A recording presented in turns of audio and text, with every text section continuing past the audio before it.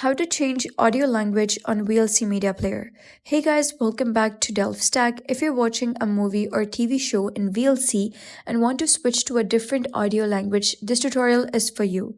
VLC makes it really easy to change the audio track if the video has multiple languages.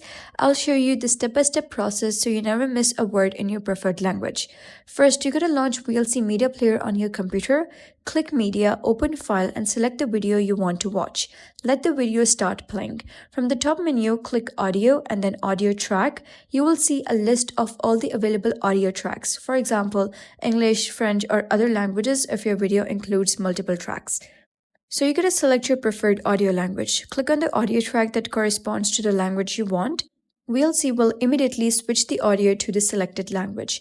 You can switch languages at any point during playback. No need to pause or restart the video.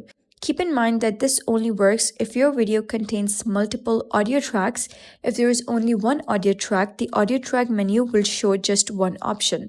Switching audio does not affect subtitles.